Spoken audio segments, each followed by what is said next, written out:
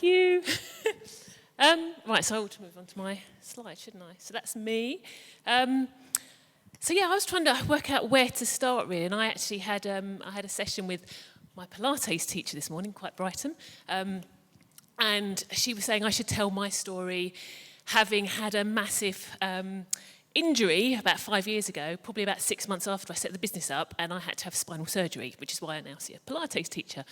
But I actually thought, no, that's who wants to hear about that? So I've not focused on that, but it did make me think that actually sitting in a chair for this period of time is quite painful. You have to sit down for a long time. So before I start, I'm going to ask everyone to stand up, stretch, and I'm going to take a photo as well. So move, dance, beat to your drum.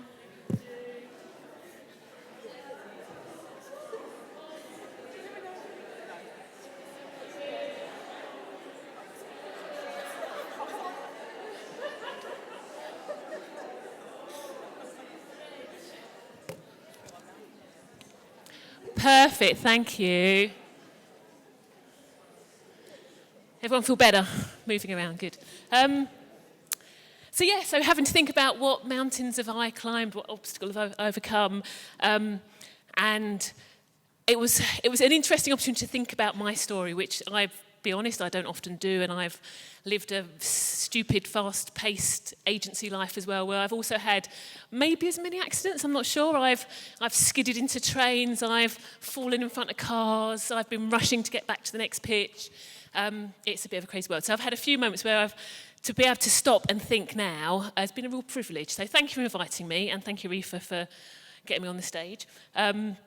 And I guess the main thing that there was a bit of a theme that came through, which is don't always do as you're told. So the theme of my talk is don't do as you're told, and 5 other things I've learned along the way. And there's a lot of similarities and reflections, which is really interesting because we hadn't necessarily shared everything we were going to talk about.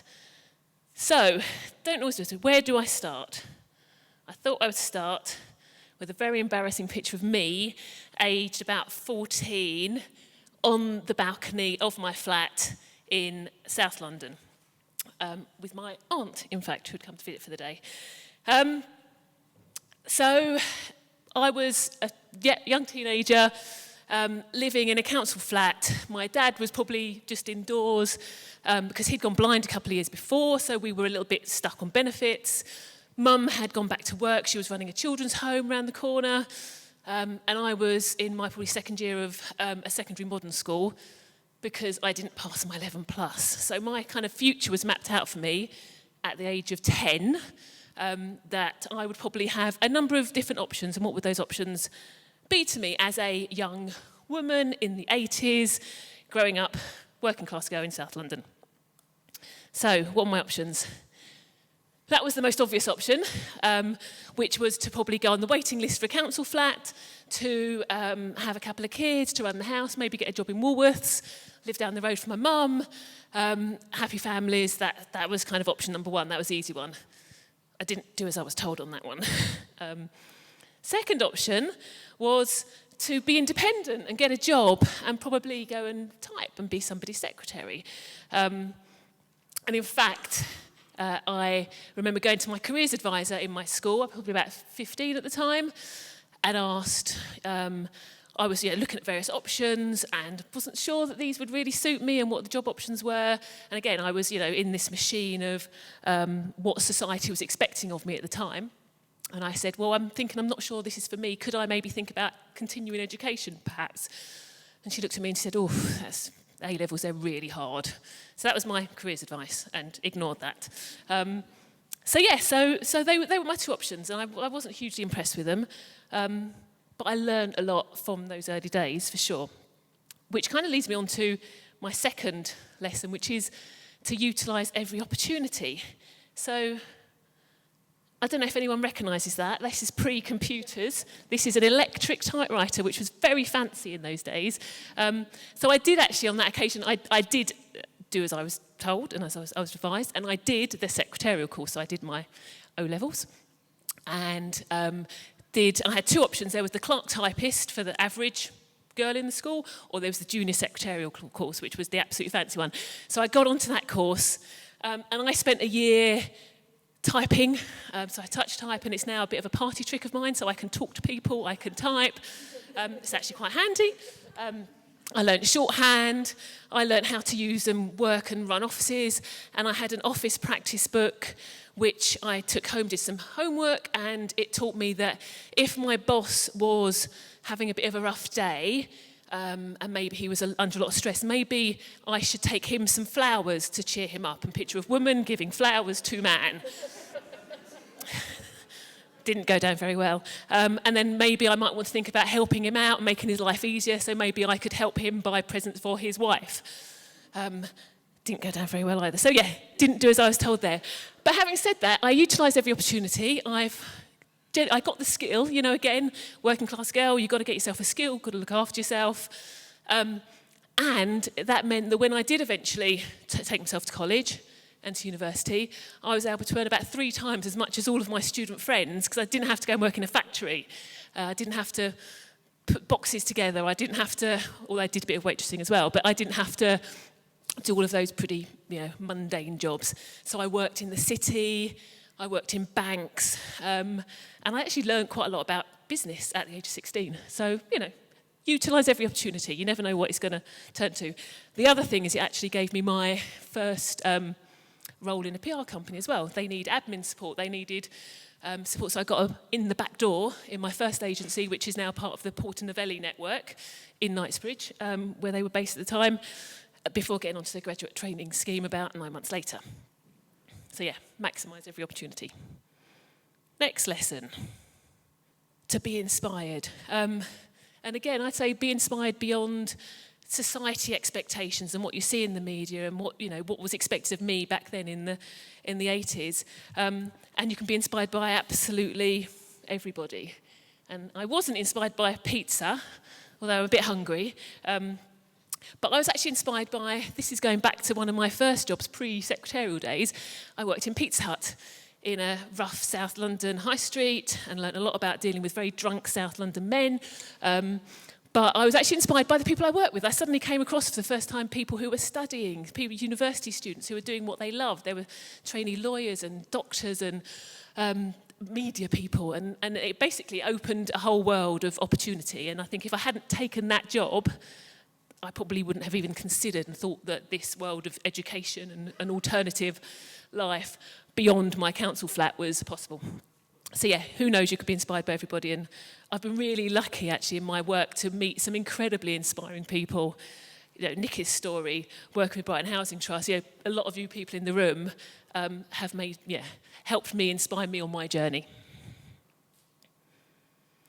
So the next kind of key thing that I learned, I guess, is to question everything. So this is very similar to Nikki's bit of talk, in that it's not all about that thing. It's not all about the money. That doesn't give me the fire in my belly to get up in the morning and go to work. Yes, you need a certain amount to live well and to provide for your family. But, why do you want to keep growing and building just to feed the machine for the sake of cash to make a couple of people rich? That's not what it's about for me. So it's all about that searching for meaning, searching for purpose, which again links back to the last She Says, which was all about passion and purpose and happiness. And again, I was told when I first set up the business, the first questions people ask is, so how much are you going to grow? And, what's your turnover going to be in year 2? And how many people are you going to have by year 3? And is that what success should be? And I think actually we should question that. That to me, that's not success. That's one factor, but that doesn't make a successful business. So I was looking at how I can make an impact and things that are important to me. And then a couple of things. First one was I was lucky enough to meet a chap called John Varra, who runs Same Sky, who are the organisation behind the Children's Parade and the burning of the clocks. I don't know, has anyone here been to those? Yeah, lots of nods. Good, thank you. And I met him at a sort of evening after work event. And I didn't realise, but Burning the Clock struggles every year to make any money. In fact, it was an event organised by you and you at Nixon McInnes. And he struggles to make enough money, or get enough funds in to make the event happen. It's not funded by the council. This amazing carnival on our doorstep, linked to Rio.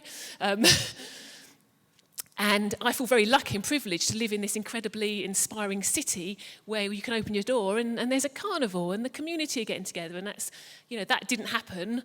I grew up in quite as I said, South London. There was a lot of aggro and there wasn't a community coming together. If anything, it was two communities very far apart. And I wanted to do something to help. So I approached him. We did a bit of a campaign around burning of the clocks, the fundraiser, the crowdfunding. They met their targets. He then asked me a few months later, could I join their board? And I couldn't say no, so I've sort of been supporting them, and we did a campaign last year as well. So that gives me a massive amount of satisfaction, and the whole team are involved, and that's great. And then the second one was actually, again, linked to the last talk, every day walking from, nice comfy home to nice comfy office, and walking past more and more people on the streets, and just thinking, this is wrong.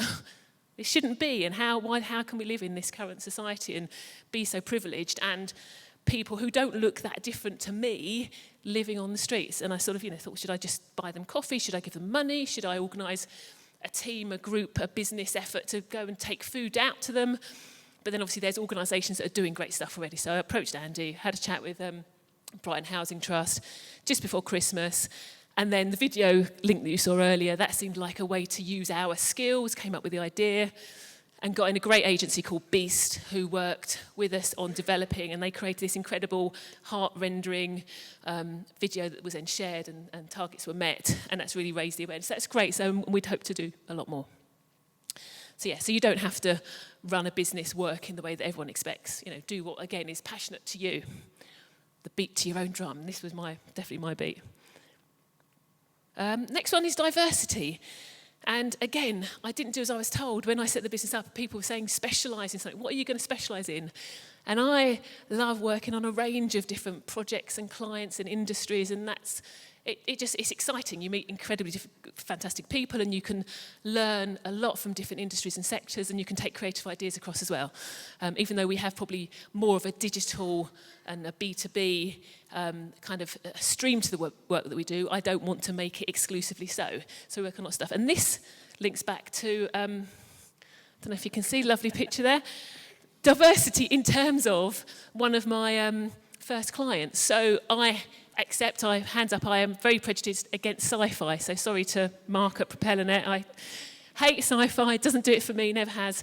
And one of my first clients at my first agency was to promote the Star Trek movies that were on a VHS cassette that were about this big, again, showing my age, that we used to put into jiffy bags and post to journalists. I'll put them on couriers. Anyway, so I had to learn Klingon. I had to meet lots of Klingons. I had to go to Star Trek conventions. It was interesting. But I had to open my mind, and that diversity of clients. And then in the afternoon of that day that I was writing a press release, I was then organising a convention in Brussels around the liberalisation of the telecoms market, working for BT. Completely different worlds, but it was interesting. I've also actually had to herd 20 Daleks at the Gadget Show Live, but that's another story, and a learning, don't ever work with Daleks. That's definitely something I learned. So final learning, I guess, along the way was just do it. Or, in fact, I think, again, this might have come out of a conversation with you, is that JFDI, just fucking do it. Life is too short. No, there is no reason to not do what feels right for you. So make the most of it. And I guess, again, it's linking to Brighton. We live in this incredibly inspirational city.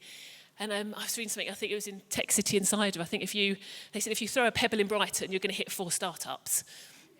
There are more startups in Brighton per head than anywhere else other than London in the UK. So, we meet some incredibly people here doing a lot of fantastic stuff. And I guess the closest important thing around this that I've learned is working with Brighton Digital Festival, who I've worked with for 5 years. And there's more than 200 events. There was, I think, 160,000 visitors came to Brighton to see the events last year. Runs throughout September at Digital Brighton. We're going to start the promotion soon. We're just in the process of building that up, and there's going to be a town hall meeting soon, so watch the Twitter hashtag.